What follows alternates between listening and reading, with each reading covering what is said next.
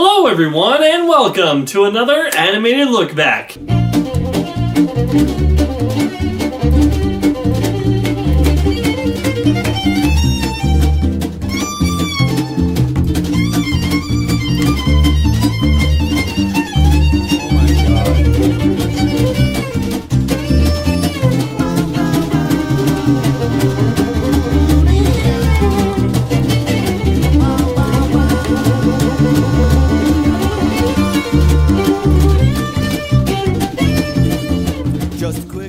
Dumbo is a strange animated movie. I mean, if you don't count Fantasia, it is Disney's third animated movie. So you could say to criticize this movie would be like looking at the first movies ever made and saying, "What kind of film is this? There's no story, plot, all it is a train coming towards the screen. Oh my gosh, it's coming this way!" So when it comes to criticizing this movie, you have to take everything I say with a grain of salt, because this was still early on in the process of making animated movies. The perfect way to do it hasn't been discovered yet. However, with that being said, I'll still do my job and praise the stuff that deserves praise and make fun of and ridicule the stuff that doesn't work. So the story of Dumbo begins with kids falling from the sky. Oh my gosh, the humanity! Now is not the time! Actually, they're being dropped from storks who are delivering all their kids to their parents. I guess every animal in this world has the same birthday. One elephant is given to Mrs. Jumbo. We never knew what happened to Mr. Jumbo. Maybe he was amongst the elephant graveyard in The Lion King, but in any case, she decides to call him Jumbo Jr., but when the other elephants see that he has been born with huge ears, they dub him Dumbo. You know, I knew that people use Dumbo's name as like an insult because, you know, it has the word dumb in it, but I kind of forgot that Dumbo was always intentionally made as an insult. It kind of makes me feel bad when I say, here's our main character Dumbo, because now it's like I'm insulting him with all the other jerks. Anyway, one day a kid torments Dumbo because of his ears, and his mother goes nuts. They lock her away, and Dumbo is left alone in the circus without a friend in the world. Until a little mouse called Timothy comes up and wants to befriend him, because he feels sorry for him. It's actually quite ingenious how they incorporate changing his name from Jumbo to Dumbo, because, you know, the lady elephants all insult him and only call him Dumbo. Timothy overhears it, thinks that's his name, and since Dumbo doesn't talk, he dubs him that, calls him that, and then he uses that as his stage name.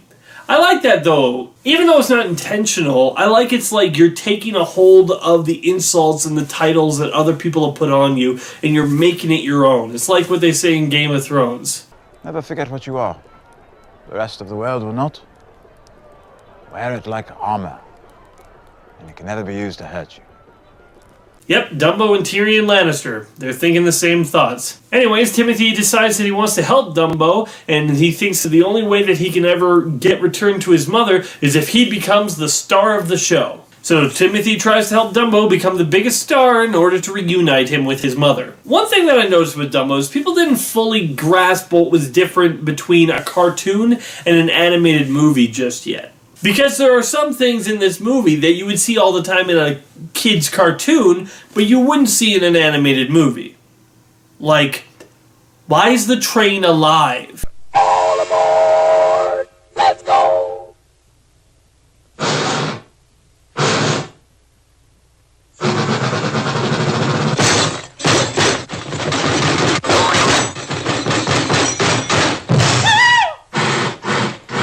Yeah, why is it alive? Why is it speaking? I believe it's because that's just something they did in cartoons back in the day. Everything was alive. And if this was a movie that came out nowadays, I'd be asking some more serious questions. Like, can the humans hear the animals talk? They never talk to them, but Timothy can speak into the ringleader when he is sleeping, and he understands what he's saying. For a glorious finish! So can the animals only talk to this human some of the time, or does the animals and the humans talk both the time? I mean, there's a scene where like the elephants are helping them set up the circus tent, so is this like a thing? But I don't know. You see, those are the questions that I would ask if I was trying to take this movie more seriously. But they didn't have answers for those questions. They were just making a cartoon movie, and they didn't really think that anyone would care that much. The difference between animation and cartoons hadn't really differentiated itself just yet. But for those who don't know, I'll make it real simple. All cartoons are animated, but not everything animated is a cartoon. But in any case, I know that the filmmakers didn't think along those lines, and to think that they should be thinking along those lines is an unrealistic expectation. As they're just the trailblazers of the craft, they're the ones pushing forward, they're figuring this out for the rest of us. Honestly, it'd be like saying to Alfred Hitchcock, why didn't you use CGI in The Birds? You know, it's a stupid question. One thing that I do wonder about is, why doesn't Dumbo have a voice? I mean, this is a movie where every animal talks except for our main character. I mean, if you really think about it, even the train has more lines than Dumbo. But then sometimes I wonder is maybe this is all for the best, as you get to see Dumbo to react things in more of an emotional way, and I think that helps us to relate to his character more. I like how his relationship with his mother is handled. It's very well done. You get to see right away how protective of him she is, and how she doesn't tolerate it when anyone tries to put him down. After all, who cares about her precious little Jumbo? Jumbo? You mean Dumbo? Dumbo.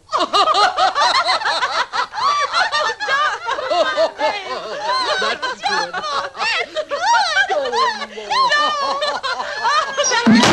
But then we also get cute little scenes like this one, where he's playing with his mother.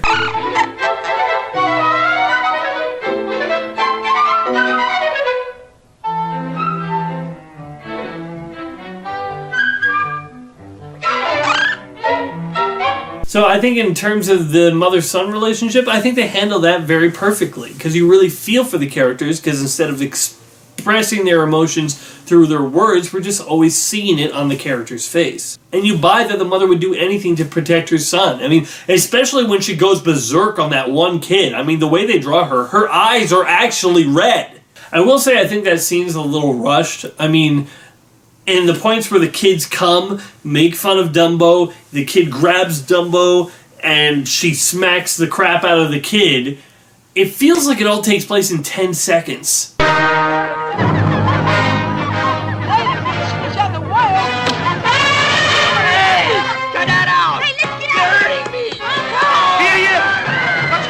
Oh well, but after that we do get the iconic scene with Dumbo and his mother, and that's when they're hugging each other with their trunks.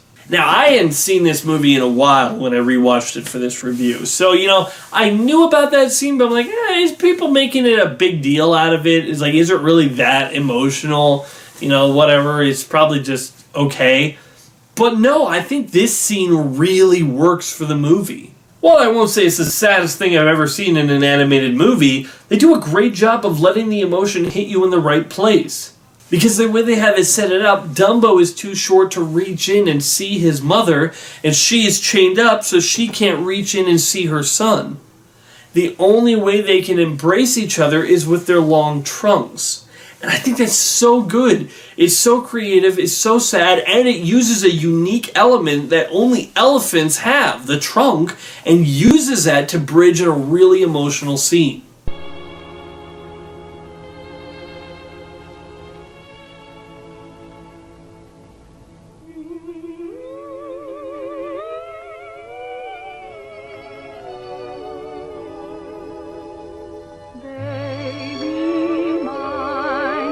I also like that when Dumbo comes out of, well, I guess the stork's bag, he is super happy and doesn't really give his big ears a second look. I mean, he isn't ashamed of them, he isn't sad that he has them, he's really just happy to be alive.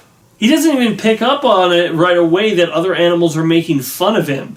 And I really like that because it shows that people are never ashamed of their differences from the start. They have to be taught to be ashamed of what makes them different. Ain't that the funniest thing you ever saw? Look at his ears.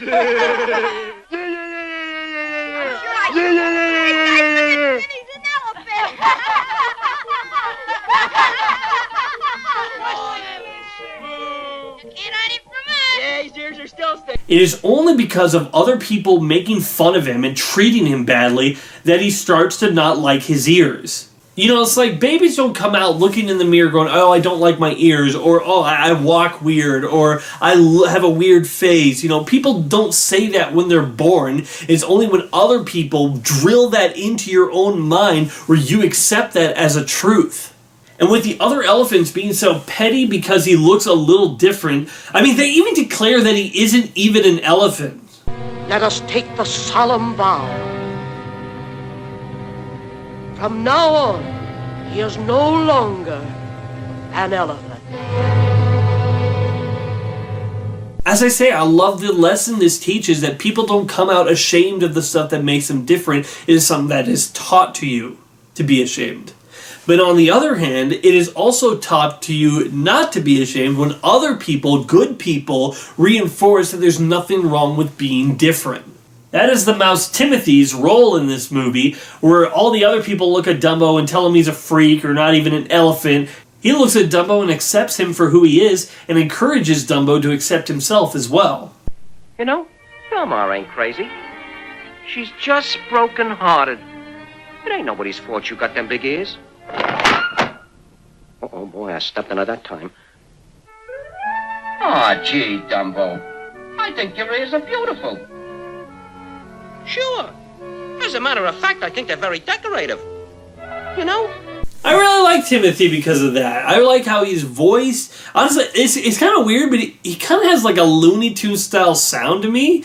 I don't know, it's like, I don't know, the way he talks kind of sounds a little bit how they do it in Looney Tunes. But I like how when he hears the other elephants being mean to Dumbo, he just walks up and scares them.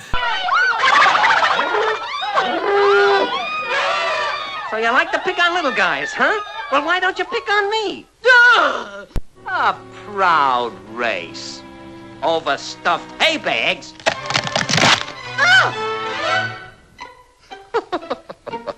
Just to say, you got some nerve. I'm going to make you jump out of your skin just to be nice to this guy because you're being a jerk to. The only thing that I don't really care for is that he never really asks Dumbo if he wants to be the star of the circus. He basically just says, hey, you want to see your mom? And you got to be the star of the show. Which I guess is a way of asking, but man, they could have made Dumbo's answer clearer. But everything else I love about Timothy. I love the way he's voiced. I love how he talks to Dumbo, how he encourages him, and he never gives up on him even when Dumbo isn't sure of things himself. There isn't really anything wrong with Timothy the Mouse's character, and honestly, he's my favorite part of the movie. Every time he shows up, I just think he sounds funny, and he's just nice. He's a nice character.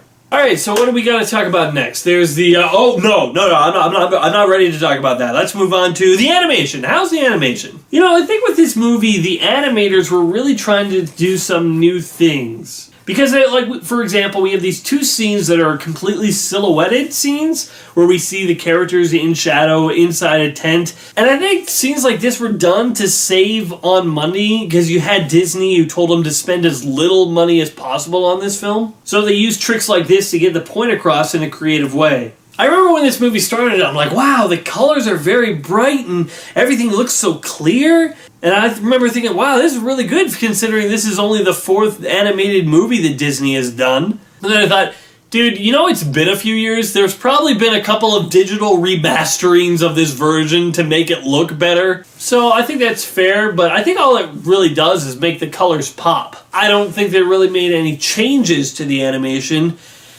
Even when there's sometimes they should have fixed a couple of things. Like, there isn't a lot of errors, but every now and then there's a couple. Like, and the biggest one that I saw was this one. Boy, all we gotta do is build an act.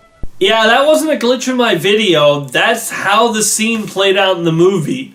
There's definitely scenes, or frames at least, missing from that scene. And I had to rewind it a couple of times, like, what the? How did nobody else not see that? But that's really the only real big visual mistake. I think there are some other shortcomings of the film, though. Like, whoever was behind sound, I think they kind of dropped the ball. Because there are some scenes in this movie where the sound effects are just straight up missing. A guy can't eat in peace. Gab, gab, gab. Always gossiping. How hard is it to crack a peanut? You can't even use your mouth. There. Let's play that over the clip. Gab, gab, gab. Always gossiping. Doesn't seem that hard to me. But then you got other sound effects that I think are like done over the top, like this one.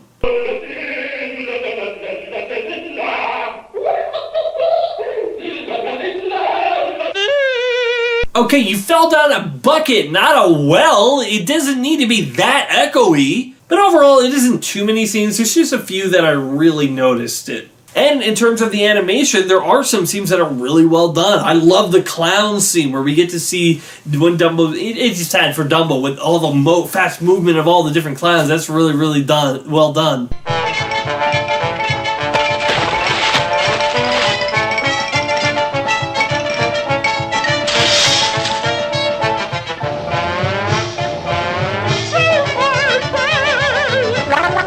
And there's stuff like the Elephant Tower. That's really well done. But the standout scene is... Look out! Big elephants on parade. Here they come. Hippity-hoppity. They're here and there. Big elephants everywhere. Look out on the hill. I am not the type to faint when things are odd or things are quaint. But seeing things you know that ain't can certainly give you an awful fright. What a sight! Chase 'em away! Chase 'em away! I'm afraid. Need your aid. Big elephants on parade.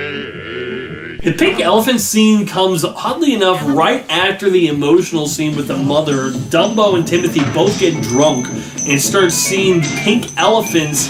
I mean, the animators must have been like, hey, let's just do something really trippy. Let's just freak everybody out and have them not know what to do at this moment. I mean, this thing, I don't remember it when I was a kid, so I don't remember what my reaction was to it, but I can imagine it scaring kids, and I think it's hilarious that this comes right after they have this big emotional scene with the mummy, like, oh. So you go from, like, crying to crying out in terror, because here comes a plethora of pink pachyderms. And the pace that they hit with this song is just great, because it starts out slow, and then it turns into all-out madness. It just goes quicker, and more crazy, and more manic, and you have no idea what's going on.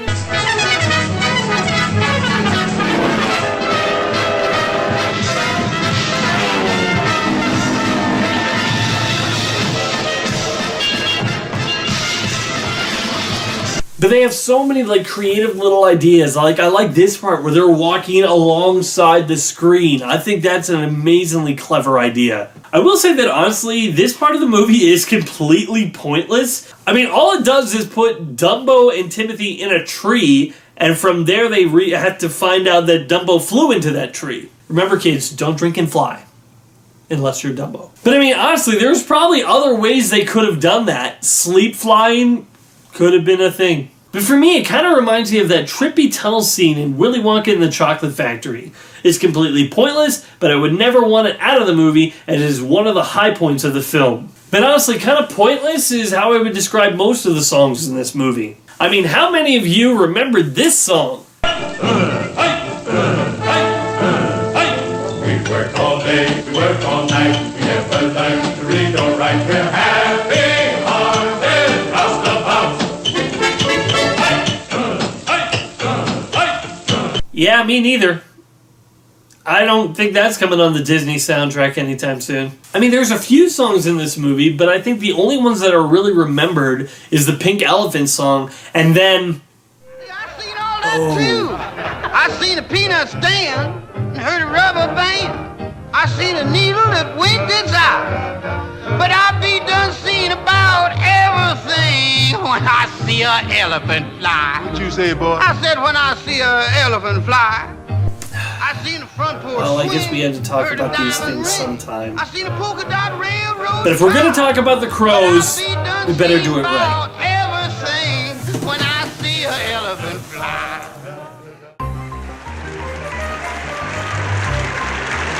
It's time to play everyone's favorite game show, Is That Racist?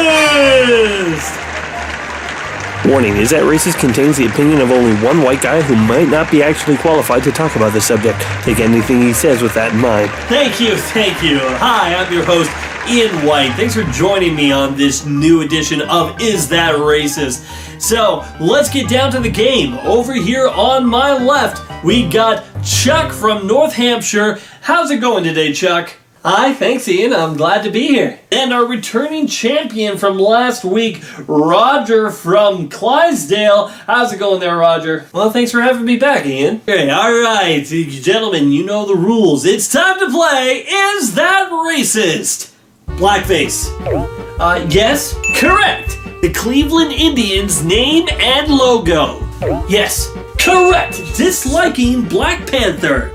Yes! Oh, sorry, Chuck. I'm sorry to say that is incorrect. If you dislike the movie because there's only black people, then it's racist. But if you just dislike the movie because it's not your cup of tea, that is allowed, and therefore that is actually not racist. Although why you would dislike that movie is beyond me. Alright, The Crows from Dumbo.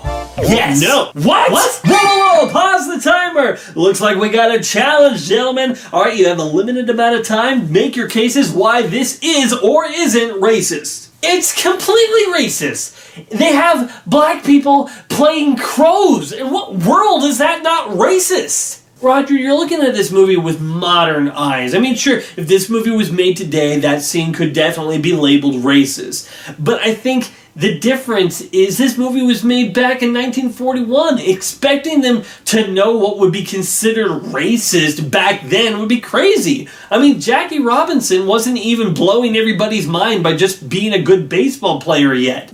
People weren't concerned about the subtle racism. They were concerned about the actual racism by not being able to vote or sit on the bus. That doesn't change the fact that these aren't characters, they're cliches. They're walking around doing these over-the-top poses, calling each other brother, men dressed up like criminals. And need I remind you that the lead crow, his name is actually Jim Crow? Yeah, that's a great joke. Let's make fun of a law that put black people down. Great. That's not racist. I mean, okay, sure, that isn't great, but I mean, I still think that's like a times thing. I mean, at the very least, they're the only characters that make fun of Dumbo that feel bad for doing it later. They're the only ones that say sorry for doing that. And even if it isn't handled in the most PC ways in comparative to nowadays times, for young black kids to see and hear black characters in a movie, I think that was a great thing for representation back then.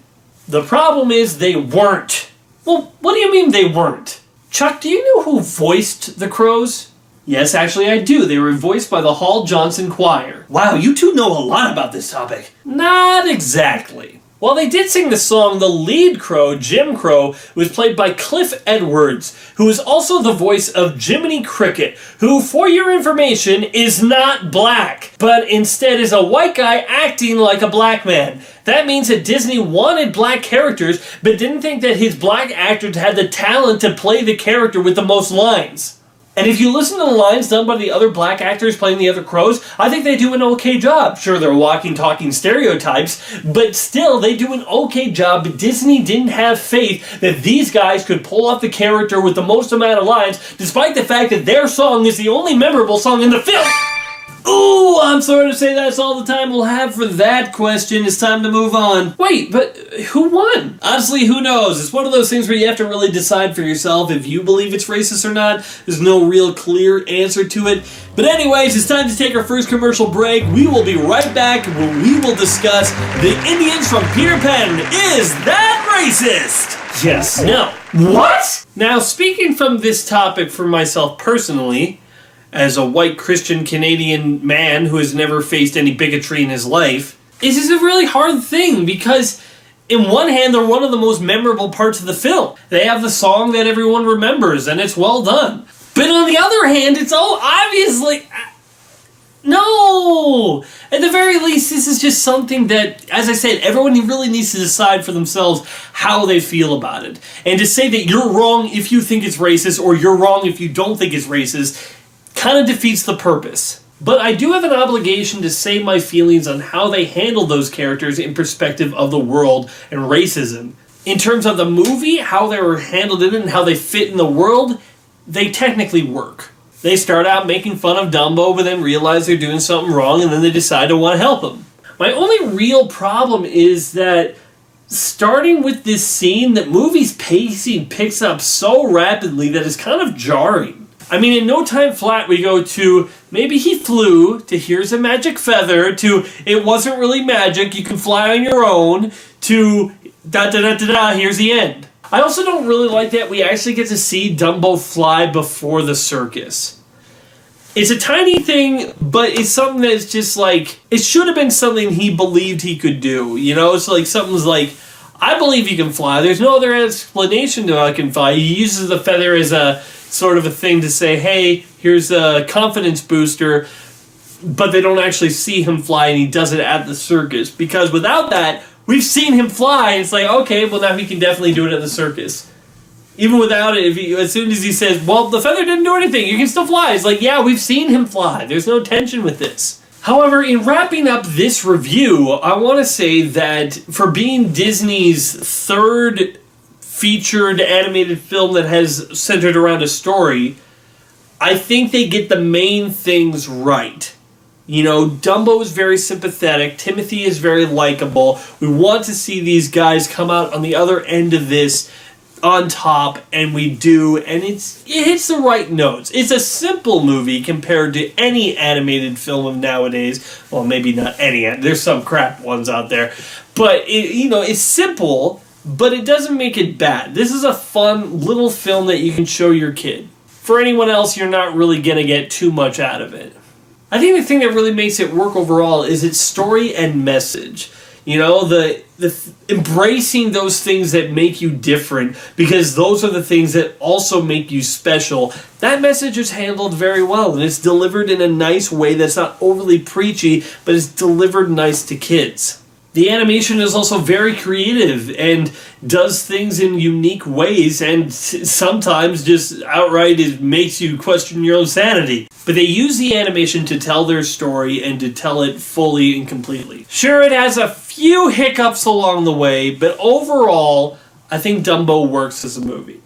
So I'm going to give Dumbo a 7 out of 10. I think it's a good movie. If I was to compare it to a lot of animated films of now, I wouldn't, it wouldn't rate that high. But in comparison of where it is in animation history and for what it is, I think, despite the fact that there are some things that are a little bit eyebrow-raising, for the majority of it, it works as a nice little fun family film.